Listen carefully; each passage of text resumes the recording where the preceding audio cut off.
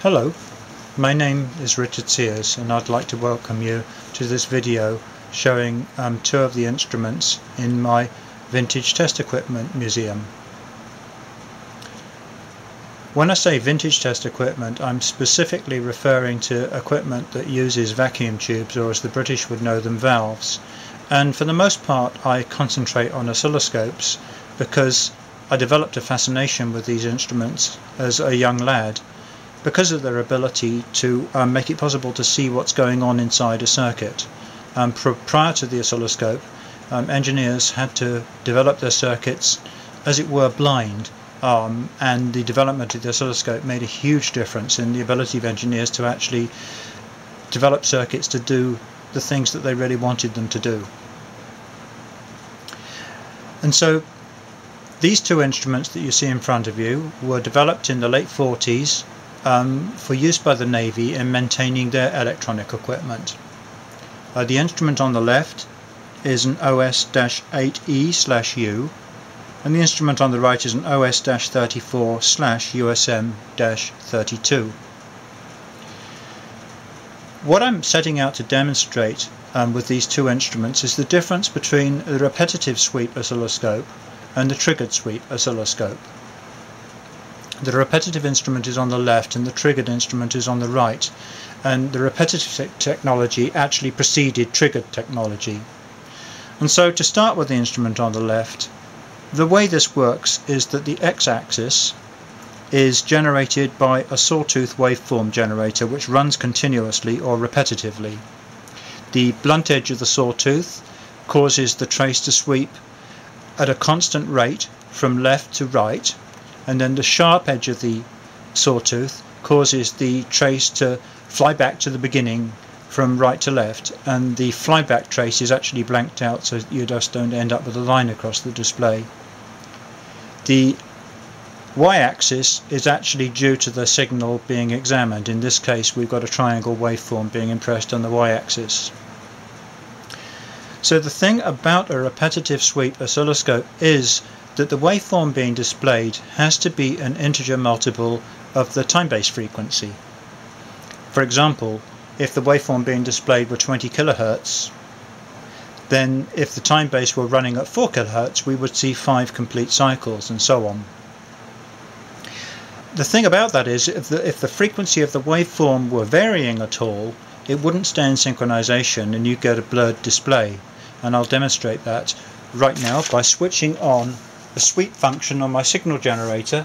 So the frequency on the signal generator now is going to start varying between 2 kHz and 20 kHz. And you'll see that what's happening on the left-hand oscilloscope is that the display is popping in and out of synchronization as the frequency being applied to the y-axis hits into integer multiples of the time-base frequency. And so the repetitive sweep oscilloscope was still a great breakthrough in as much that it provided engineers with the ability to see what was going on in their equipment. However, the limitation was that it's very difficult to make measurements because the x-axis, although it's referred to as a time base, actually isn't a time base. What you're seeing on the screen is simply the waveform, and there's no calibration of the screen with respect to time.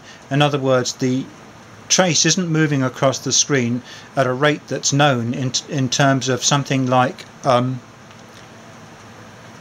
milliseconds per centimeter or microseconds per centimeter, and so it's not possible to make direct measurements of the time properties of the waveform off the screen. And so the repetitive sweep oscilloscope is really a qualitative instrument. It is possible to apply external instruments to provide markers on the screen that give you an exact indication of the time units, but that's most inconvenient. And so the repetitive sweep oscilloscope became effectively displaced to a large extent by the triggered sweep oscilloscope, an example of which we can see on the right. The triggered sweep oscilloscope, as you can see, the waveform is staying in synchronization. The time base sweeps across the screen at a constant rate, not varying, at all, with the frequency being impressed on the y-axis, and so we see that as the frequency on the y-axis increases, simply the number of cycles being displayed on the screen gathers and then falls again as the frequency drops. But the sweep rate across the screen is a constant, and on good quality instruments would be calibrated in terms of distance per unit time, in other words, or rather unit time per distance, for example milliseconds per centimetre, and so it would be possible to make a measurement of the screen. For example, if the instrument were running at 1 millisecond per centimetre and we had a 2 centimetre cycle, we would know that that cycle was taking 2 milliseconds. It's interesting that the instrument on the right is actually intended for maintaining radar equipment, because the technology for triggered sweeps actually came from technology developed during World War II, developing triggered circuits for radar applications. And so in principle the way the triggered sweep works is that the time base actually does not run until it sees a signal being impressed on the y-axis, and when that signal reaches a precise voltage level, the time base fires and sweeps, and each time that voltage level reaches the exact same value, the time base fires again, and so the trace always writes on the screen in the same place, giving a stable display. And so the triggered sweep actually made possible the ability to measure the properties of waveforms directly off the screen of the oscilloscope, and this was a major breakthrough. And the man who was primarily responsible for that breakthrough was Howard Vollum, who created the company that many will will know called Tektronix. And interestingly, he actually was a prime mover in the development of radar technology during the Second World War, and in fact he spent much of the Second World War in Britain doing just that. When he introduced his first instrument, known as the Oscilloscope at the time, Alan Dumont, who was the leader in the field of oscilloscopes, scorned it and said, well, it's a fantastic instrument, but it'll never sell, it's too expensive. Well, Dumont was quite wrong. The world was thirsty for quality instruments that, such as the Tektronix instrument, that would enable engineers to actually make measurements of what's going on in their circuits rather than just to see what's going on in their circuits. And it was a wild success, and Tektronix very rapidly became an extremely important and influential company in the world of electronics instrumentation. Another interesting feature of the right-hand scope is that it's a curiosity in the sense that it's actually known, or was known, as a synchroscope. And that refers to its intentional design to be used in the servicing of radar equipment.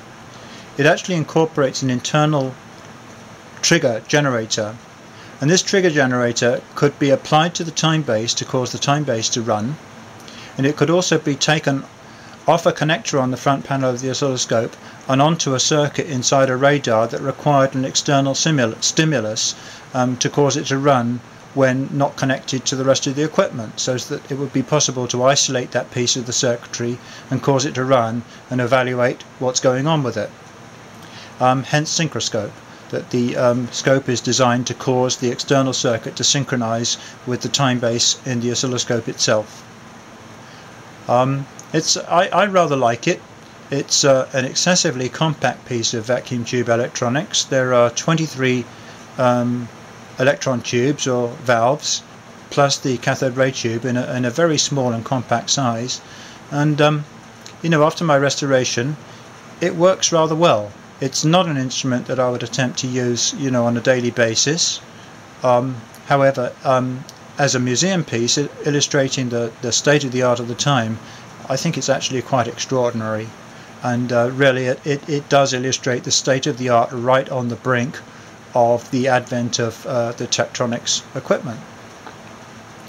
Well, that's it for now. Thank you very much for listening and watching, and I hope you enjoyed it. Bye bye.